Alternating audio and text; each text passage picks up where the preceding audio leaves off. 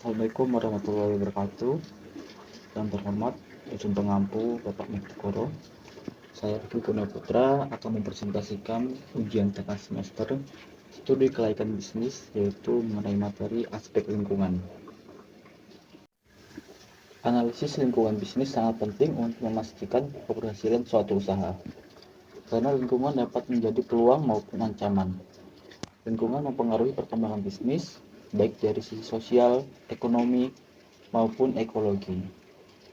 Dampak bisnis terhadap masyarakat dapat mencakup perubahan sosial seperti kerawanan sosial, perubahan gaya hidup, dan peningkatan kesejahteraan, sementara dampak terhadap lingkungan ekologi bisa berupa polusi udara, tanah, air, dan suara. Oleh karena itu, analisis lingkungan harus dilakukan secara cermat untuk menghindari dampak negatif yang dapat merugikan. Analisis aspek lingkungan dalam studi kelaikan bisnis melibatkan dua faktor utama, yaitu kesesuaian lingkungan dengan bisnis yang akan dijalankan dan dampak bisnis terhadap lingkungan tersebut. Analisis ini mencakup kemampuan perusahaan dalam mengantisipasi dampak negatif yang mungkin timbul. Aspek lingkungan dalam bisnis terbagi menjadi 3 ruang lingkup utama, yaitu yang pertama lingkungan operasional seperti pesaing, kreditor, pelanggan, pemasok, dan pegawai. Yang kedua yaitu lingkungan industri, seperti faktor-faktor persaingan seperti ancaman, substitusi, dan daya tawar pembeli atau pemasok. Yang ketiga yaitu lingkungan jauh, seperti faktor eksternal yang mempengaruhi bisnis. Ketajaman analisis lingkungan tergantung pada besarnya investasi dan dampak yang ditimbulkan oleh bisnis. Nah, selanjutnya yaitu tujuan. Analisis aspek lingkungan bertujuan untuk menilai apakah lingkungan setempat mendukung ide bisnis yang dijalankan dan apakah manfaatnya lebih besar daripada dampak negatifnya. Tujuan spesifik analisis ini adalah yang pertama, menganalisis kondisi lingkungan operasional seperti pesaing, pemasok, pelanggan, kreditor, pegawai untuk menentukan kelayakan menjalankan bisnis. Yang kedua yaitu adalah menganalisis kondisi lingkungan jauh seperti ekonomi, sosial, politik, teknologi, global. Nah, ini untuk mengetahui apakah bisnis dapat berjalan di lingkungan tersebut. Yang ketiga yaitu menganalisis kondisi lingkungan industri seperti persaingan antar perusahaan, kekuatan pemasok, pembeli, barang substitusi, dan hambatan masuk. Nah, ini untuk menilai kelayakan ide bisnis. Dan yang keempat yaitu menganalisis dampak positif dan negatif bisnis terhadap berbagai lingkungan, baik lingkungan operasional, industri, maupun lingkungan jauh. Selanjutnya yaitu lingkungan bisnis. Jadi lingkungan bisnis ini mencakup semua unsur di luar perusahaan yang mempengaruhi kinerja perusahaan, seperti pemasok input dan pasar output, yang tidak dapat dikendalikan oleh pelaku bisnis. Perusahaan harus melihat kondisi lingkungan sebagai peluang atau mengantisipasi ancaman yang mungkin akan timbul. Menurut Robin 1994, lingkungan adalah segala sesuatu yang berada di luar organisasi. Pierce dan Robinson pada tahun 2007 mengelompokkan lingkungan bisnis menjadi 3 kategori. Yang pertama yaitu lingkungan operasional, lingkungan industri, dan lingkungan jauh, yang saling berinteraksi dengan perusahaan. Selanjutnya yaitu lingkungan operasional. Jadi lingkungan operasional adalah lingkungan yang secara langsung mempengaruhi aktivitas perusahaan, meliputi lingkungan pesaing, lingkungan pemasok, lingkungan pelanggan, lingkungan kreditor, dan lingkungan pegawai. Nah, untuk lingkungan pesaing ini, untuk dapat bersaing, perusahaan harus memiliki keunggulan bersaing yang dapat dianalisis melalui matriks profil perusahaan atau CPM untuk menilai kelebihan dan kelemahan pesaing. Selanjutnya itu ada lingkungan pelanggan. Lingkungan pelanggan ini, pelanggan adalah sumber utama perusahaan. Segmentasi pelanggan dilakukan berdasarkan karakteristik seperti geografis, demografis, sosiologis, dan psikografis. Selanjutnya itu ada lingkungan pemasok. Lingkungan pemasok menyediakan bahan baku, tenaga kerja, dan sumber daya lain yang penting untuk kelancaran bisnis. Ada lingkungan kreditor. Kreditor memberikan dukungan finansial, terutama jika perusahaan mengandalkan pembiayaan kredit. Yang terakhir yaitu lingkungan pegawai. Kondisi kepegawaian bervariasi antar daerah, dengan kekuatan tawar pegawai dipengaruhi oleh penawaran, permintaan tenaga kerja, dan kekuatan serikat pekerja. Selanjutnya yaitu ada lingkungan industri. Lingkungan industri mencakup berbagai faktor yang mempengaruhi persaingan di pasar, baik di industri manufaktur maupun jasa.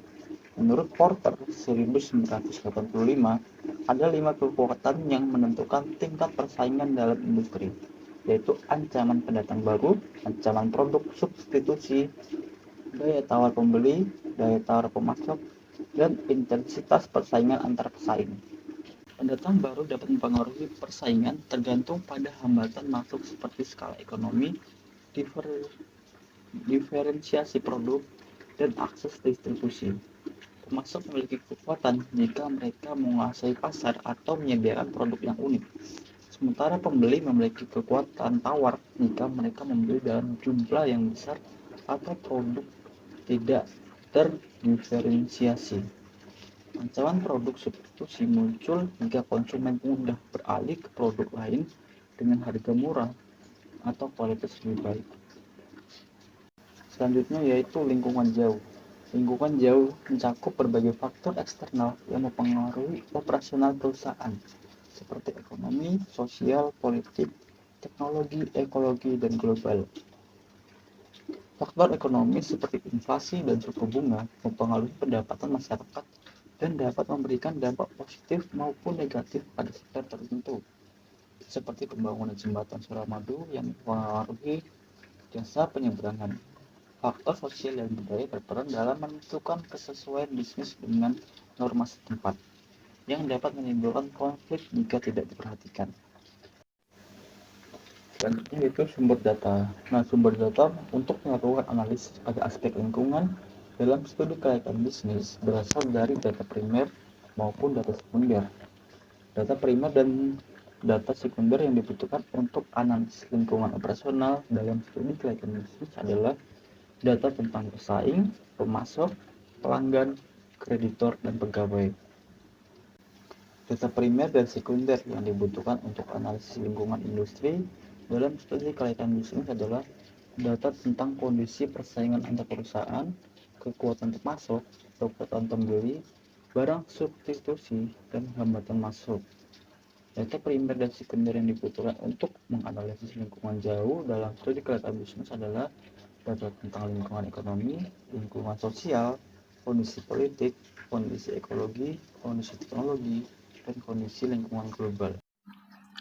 Selanjutnya yaitu responden atau narasumber. Untuk menganalisis data yang berkaitan dengan aspek lingkungan dapat dilakukan pengumpulan data terhadap masyarakat setempat, tokoh masyarakat, pelaku ekonomi, pengusaha terkait bisnis, calon pemasok, ahli sanitasi lingkungan, ahli teknologi, dan ahli ekonomi.